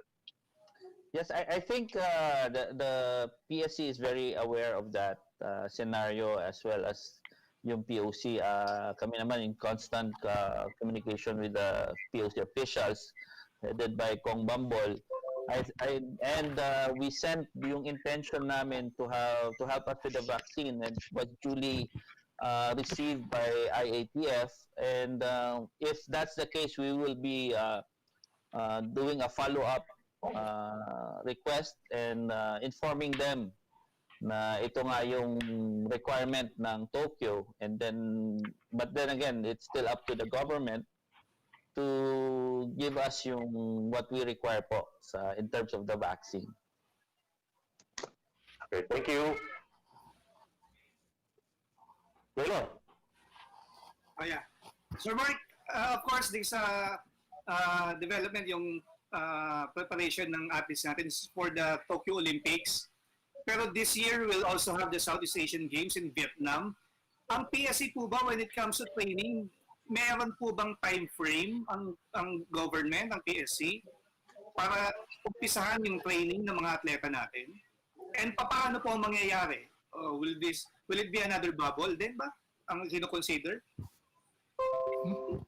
Yes, thank you Waylon sa tanong na yan. No? Definitely, PSC is prepared kung ano naman po yung eventualities, but it's still up to the NSA and the POC to to communicate with us. We have to sit down and really plan this out. As you all know, na-cancel ata yung Asian Beach Games and na-postpone till next year yung Asian Indoor, yung IMAG. So we only look at the Southeast Asian Games and ASEAN Paralympic Games. Titingnan po natin kung how do we plan that. Ideally, in a medical standpoint, bubble is still the best way to go in terms of keeping everybody safe, making sure na ma-mitigate natin yung effects ng COVID and makontrol natin yung infection should infection occur. So, ideally, bubble, but we're still looking at other possibilities on how things can be done. Obviously, a bubble would cost more than a normal training, and then it's still up to the plan ng POC at saka PSC po, how we will tackle this problem. But definitely, PSC is prepared to support the NSAs and the POC sa Southeast Asian Games, especially that Commissioner Ramon Fernandez is the chef de mission. So, nandun po sa board si Comon Fernandez, and we do expect that PSC again would go all out sa support sa Southeast Asian Games. Thank you, Sir Mark. Parang Jerry. Sir Mark, clarification lang, no? Yung SBP kasi, yung Gilas, na nasa bubble din sa Inspire Sports Academy. Under supervision din ba sila ng PSC or hindi sila kasama dun sa bubble na itinayo nyo? That's entirely different. Inorganize lang po yan ng SBP. Naka-focus po kami dito sa tatlong sport. As we all know, SBP is is capable of handling their own affairs financially. So nagpapasalamat kami sa SBP for handling themselves really, really well, and one of the model NSA po natin yan. So ina-handle po ng PSC is the karate, boxing, and the taekwondo NSA. So but we are aware that they're there. Inspire is aware that the two groups are there, and we have protocols naman na hindi sila nagkakahalo-halo. Okay. Thank you, Sir Mark. Thank you. Abak, meron kang question? First time? Wala naman. First time yata nagsabay ang SEA Games at Olympics, ano? Kung hindi pa na-cancel yung IMAG and yung Asian Beach Games. 4 na malalaking tournaments in one week. That's a big tournament for us. So, yeah, nagkakasabay. But I think it's a good thing kasi isang taon we prepare everything for 1 year. Okay. Okay. Mark, parang may nabasa ko somewhere. Ay, sorry. May nabasa ko somewhere na April 10 yata merong volleyball body na pupunta din sa Inspire. I'm not sure. I'm not aware. I think we have to ask Inspire, but in terms of the NSA, volleyball NSA, wala kaming re-receive at this time. So we're not aware of that volleyball. But whatever it is, should they ask our help in a medical standpoint, we have our doctors to review their protocols.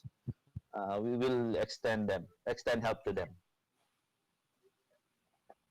Thank you. Thank you, sir. Riza? Risa, back to you. Okay, Sir Marc, maraming salamat po sa inyong oras. Meron po ba kayong nais batiin bago po namin kayo pakawalan? Mga gusto niyo pong pasalamatan? Binabati ko kay Chairman Dale Evangelista dyan sa Tondo.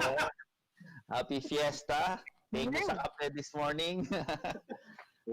Binabati ko rin na mother ko. It's her birthday today. So, Uy, happy birthday. Wow! Happy birthday! Sir Marc, ingat po kayo dyan sa bubble and send our regards also to the hardworking men and women of the PSC. Ganun na rin po kay Chairman Butch Ramirez. Maraming salamat po, sir. thank you, and mabuhay. Stay safe, everyone. Thank you, Sir Marc. Thank you. Thank you.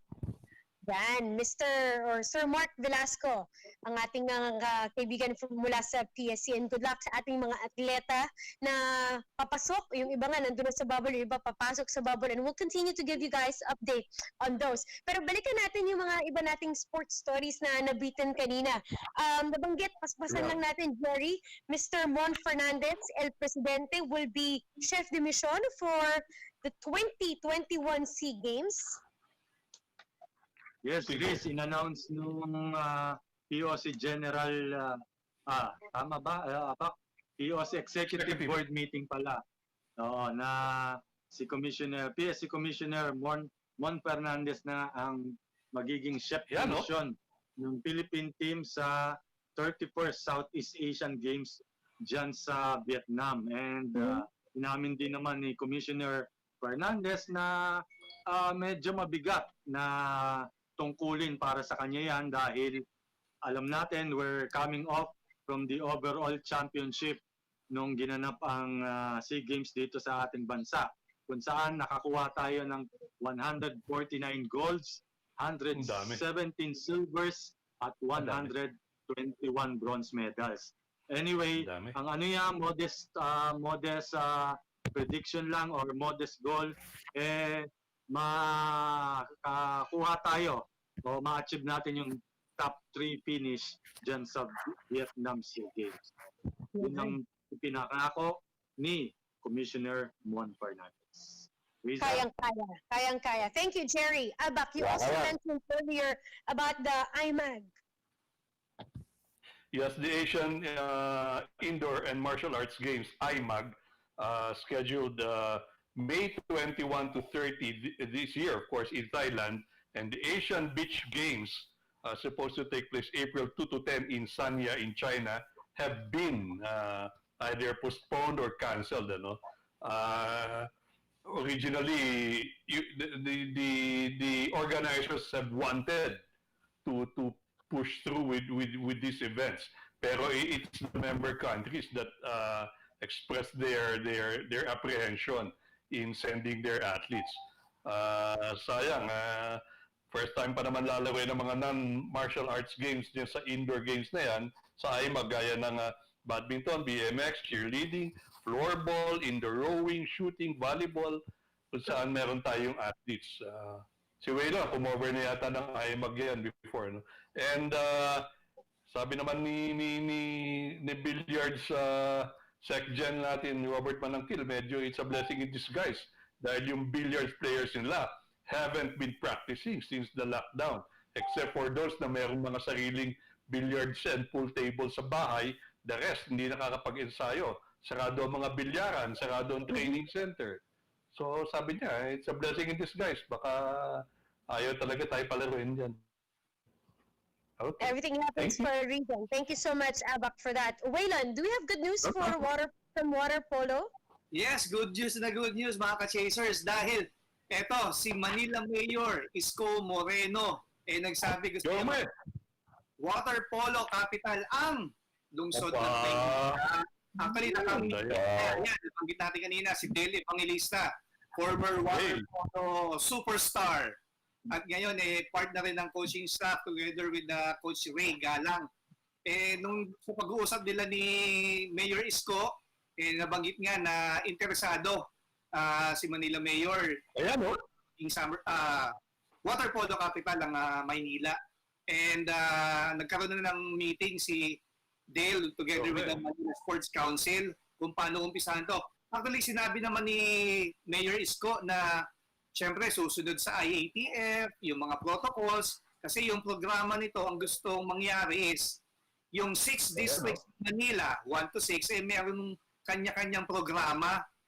Ang idea is tuturuan ng mga water polo national team athletes natin, yung mga batang Maynila. Sabi nga ni Dale, hindi lang tuturuan ng swimming to, talagang kung paano maglaro ng water polo, hindi biro yan, mahirap maglaro ng water polo. Kaya gagawin nila, may mga venues na in-identify. Iba dyan, yung sa District 1, I think sa Dapitan, or yung sa iba sa Santa Cruz, meron pa hanggang sa Paute ng Vito Cruz. I think sa ang Rizal Memorial, ang possible na maging venue for the championship. Hoping sila na they can start sa bakasyon na para umpisahan itong programa na to. Tingnan natin kung paano magiging development. Ang importante dyan, pag ginusto ni Manila Mayor Isko Moreno, sigurado tuloy yung programa na yan. Yorme! Ma-execute sana. Okay. Waylon, since ikaw na rin ang nag-play sa atin, paspasan lang natin. NBA News, give us a rundown. Eto, Meron pa rin? nabanggit na natin. Lumipat na nga. Ito, James Harden. Naku! James Harden. 14 points. Yung wish niya na mapunta sa Brooklyn Nets, tinupad ng Houston Rockets. Kasama niya na ngayon si Kevin Durant. Of course, si nawawalang Kyrie Irving. Naku, sabi niya, ano daw to, panibagong Big 3 ng NBA. Kaso, ang problema ako, nakikita ko dito, dapat itong tatlong to, kailangan ng tigi-tigisang bola for them to be effective. Oo, ang ginib up pa naman ng mga players ng Brooklyn Nets, mga bata, kasama dyan, si Jared Allen, 7-footer yun, malaki. Pinakawalan nila. Pero kayo, mga ka-chasers, Bak, Jerry, Zaldi, and Riza, agree ba kayo sa akin from si Kevin Durant, teammate niya si Stephen Curry, and si Klay Thompson, Splash Brothers. Ngayon naman, sabi ni Charles Barkley, the Dribble Brothers. Unahin kita, paring Zaldi. Agree ka ba dyan? Meron pa? Ang nakikita ko magkakaroon ng malaking problema dyan dahil tatlong superstar yan. Tama ka doon sa una sinabi mo, bigyan mo ng tigi-isang bola. Tapos ang susunod dyan, kung paano kukontrolin ng kanilang coach. Dahil lahat yan, you cannot deny them the ball. Pagka hiningi yan, siyempre, alam mo naman dyan sa NBA kung sino yung superstar. Pagka suminyas na hiningi yung bola yan, kailangan ibigay mo. Ngayon, paano ngayon yung gwardiya? Malaking problema yun. Kung lalo din sabay-sabay yung tatlong yan doon sa loob.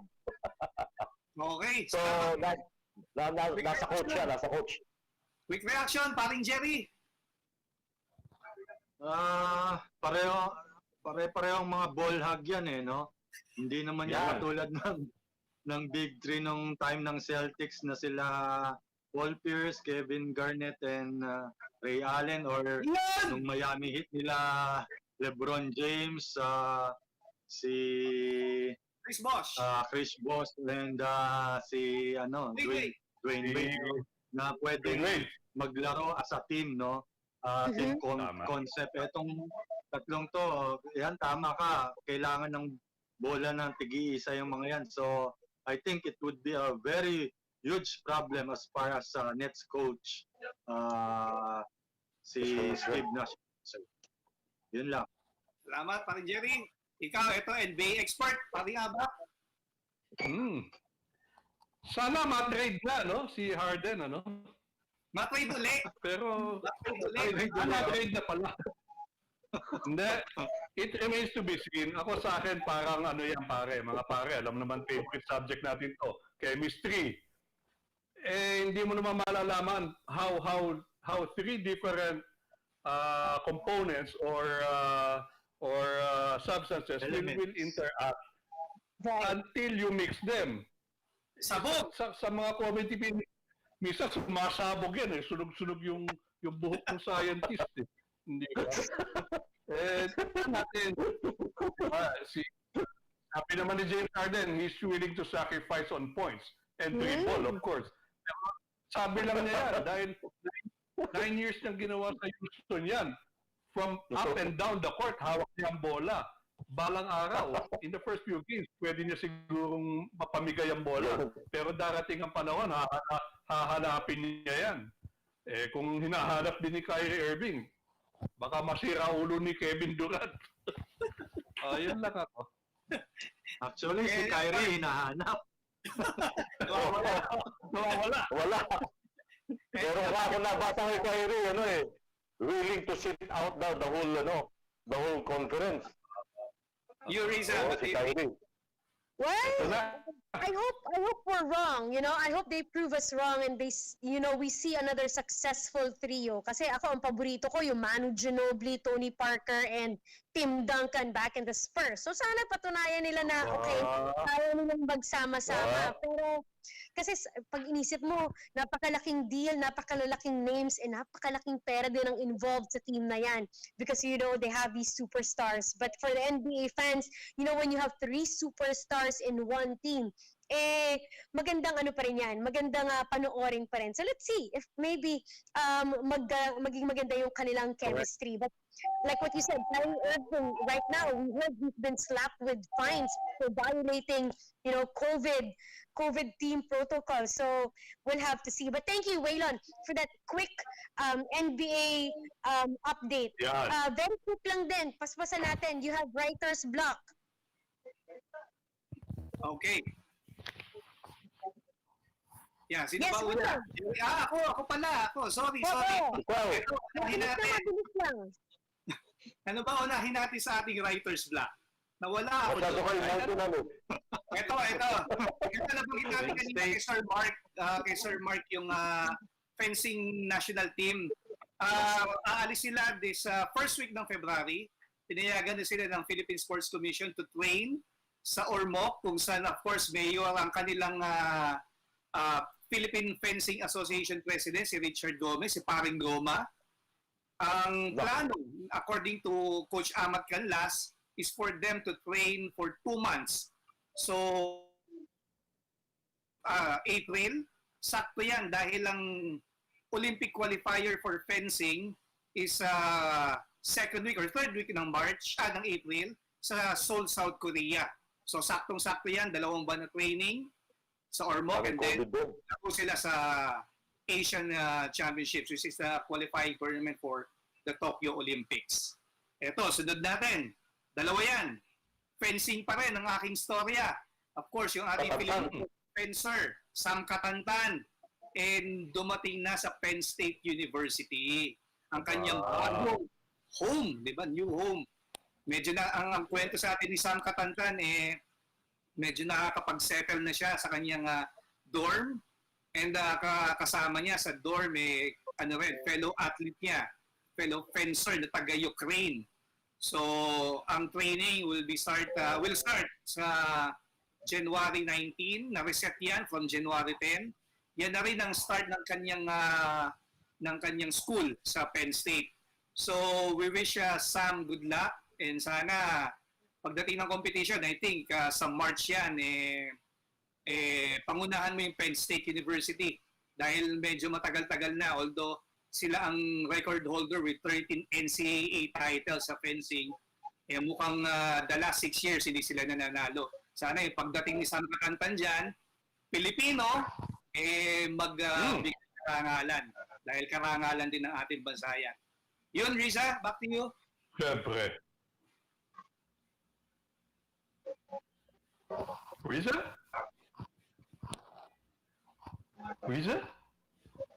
Wala. Ako, walang sound si Riza.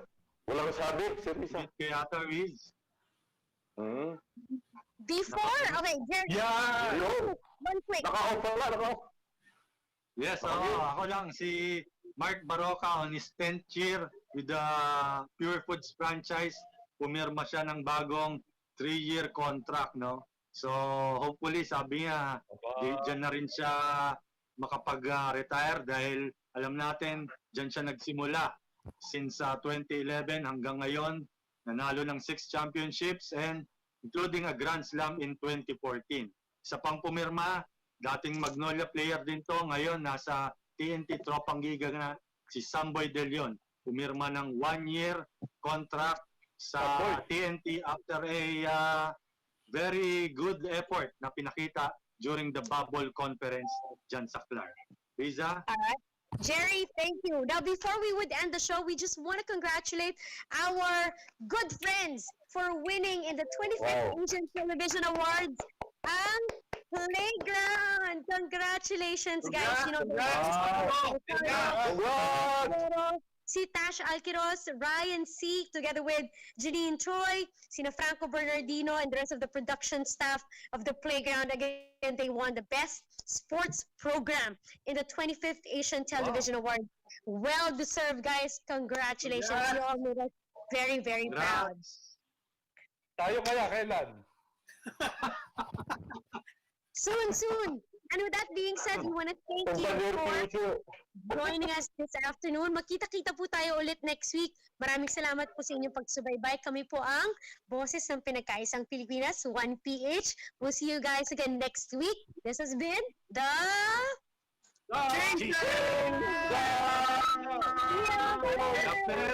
Junior Napi!